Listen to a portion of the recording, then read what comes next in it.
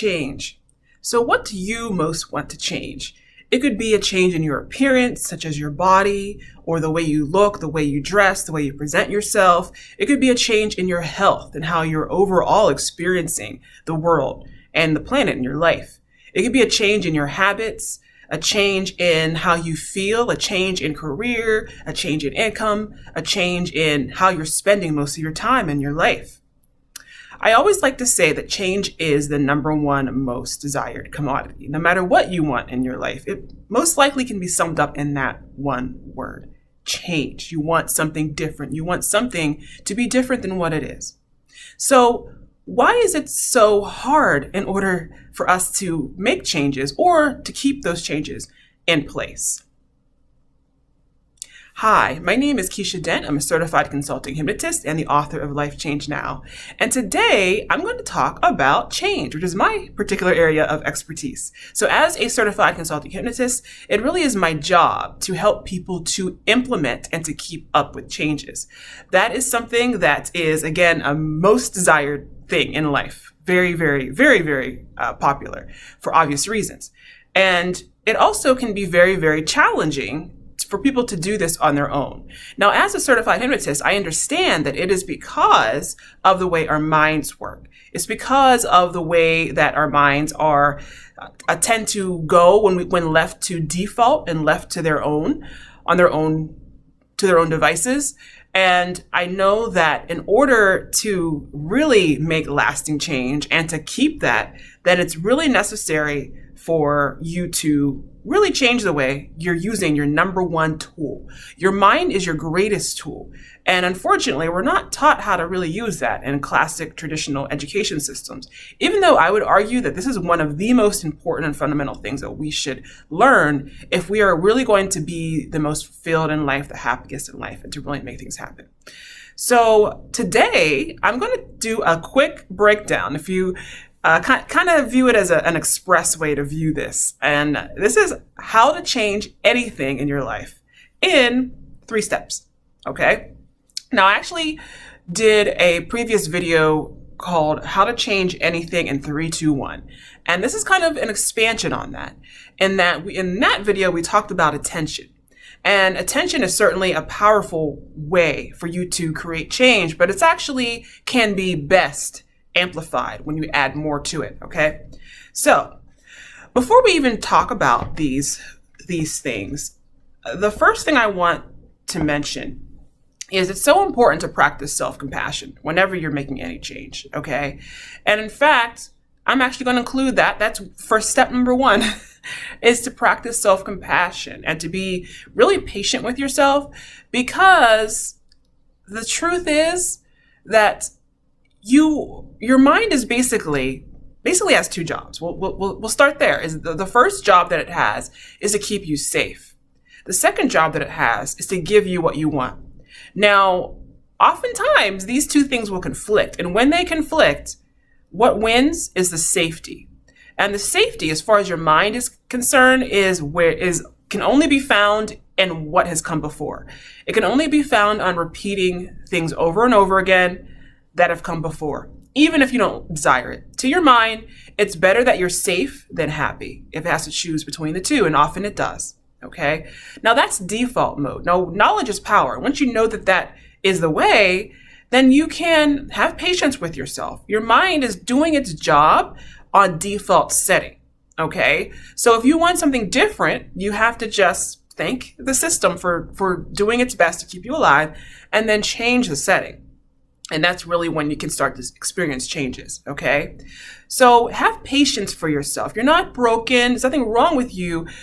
Actually, things are working the way they're intended to on a default setting. Keep in mind, your mind is an old primitive thing.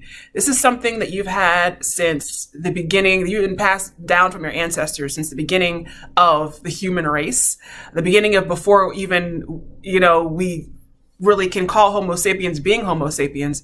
Before that, your brain was all about survival, because the world was a very different place. We didn't have the society and the civilization and the social and financial opportunities that we have now that you're trying to go after.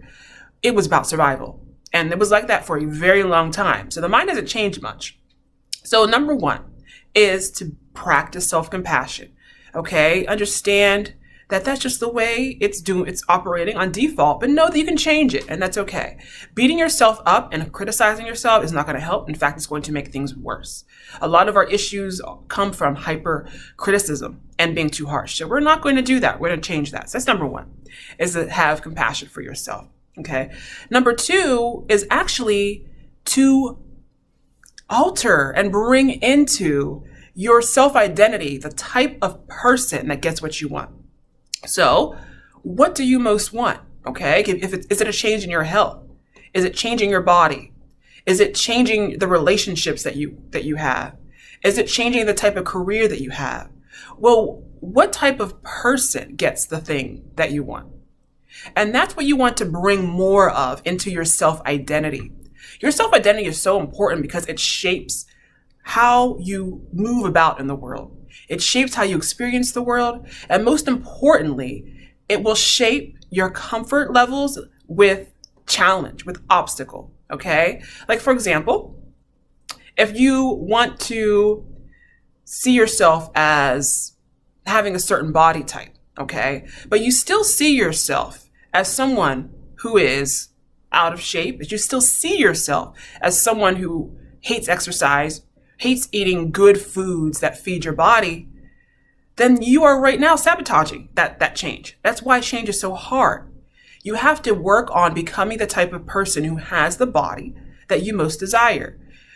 If you line up 100 people who take care of their bodies, are proud of their bodies, and have bodies that make them happy and proud, and you ask them about their relationship with their bodies, with exercise, with eating, and with nutrition, and with taking care of themselves, you're going to get an overwhelming majority of people who will describe themselves as being in good terms with their body, as people who crave and enjoy eating healthy foods and natural alkaline foods, as people who are used to exercise, at least if it's just a couple times a week for short periods of time, for people who enjoy buying clothes for their bodies and like the way it looks on them, likes the way it fits. It's fun to do. So you have to think about becoming more of this type of person. And I don't want you to think of it as though you're changing yourself. The truth is that you contain multitudes. The truth is that you actually have so many more facets of your personality than you're even aware of. And the thing is, you can say, well, I'm not a organized person, or don't like to be disciplined, or don't like to do things over and over. But actually, it's not true. You may not like it in the category of, say, health and exercise, but there may be an aspect in a different part of your life that you can bring into it. In other words, whenever you're trying to become the type of person who gets what you want, I want you to think about turning a thermostat up and bringing that more into your life. It already exists. It just doesn't exist at the level in that particular area of your life yet that you want. But it's completely possible to bring it up, to turn up the traits that make you the type of person that give you what you want. So think about turning a dial or turning up a switch, just like a heater or an oven, turning up more of that in your life. Okay, so that's number two, is becoming the type of person that gets what you want. Okay, asking yourself, what is the type of person that gets what I want, and how do I do that? Number three is the power of attention, and most specifically, the power of mental attention and emotional attention. Now, a lot of us give a lot of attention to what we don't want. We give a lot of attention, and I understand it is something that we all must work on, including myself. I am also a work in progress. And the more you move forward in life and the more your desires change, that you're still always going to have to be doing work on yourself. And it's wonderful work, and I wouldn't have it any other way. But you really want to put mental and emotional attention on what you do want. Okay, so that's where thought work comes in, and that's where practicing emotional power and control comes in. Okay, so I'm most likely going to do another video on that next, on the power of mental and emotional attention and why that's so important. and how to practice more of that in the next video. I don't want to keep this going too long. So to recap, how to change anything very quickly in your life. Number 1, practice self-compassion. Number 2, become the type of person who gets what you want. So really bring up those traits in your self-identity. Okay, turn them up, bring more of them into your life. And number 3 is to practice the power of mental and emotional attention on what you want, not on what you don't. Okay, what we want to do is create a closed ascending loop that gives you more of what you want. When you let your mental and emotional attention leak out on what you don't want, you're breaking the loop, and you're losing the power of change. So, of course, one of the most powerful ways to do this is with hypnosis, because I understand that when we're trying to do this work on our own, especially if you're new to the ideas of thought work, of practicing emotional controls, you consider yourself to be an emotional person, I certainly am, I understand that, then it can be very, very challenging to do this work on your own.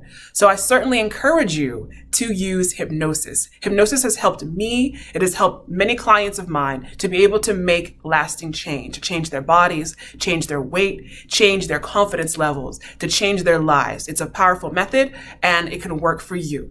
So if you are interested, please reach out to me. You can get your free consultation at www.newworldhypnosis.com. And also, if you are experiencing sabotaging behavior where you start to change something, but you finding that you are getting in your own way, or you've been trying to make change for a long time and are not doing it, then please check out my free video series, Stop Holding Yourself Back, okay? And that's available for email sign up, again, on my website, www.newworldhypnosis.com. So that's it for this video. I want to thank you so much. I'll check you in the next video. Please let me know if you have any questions or comments or anything to share.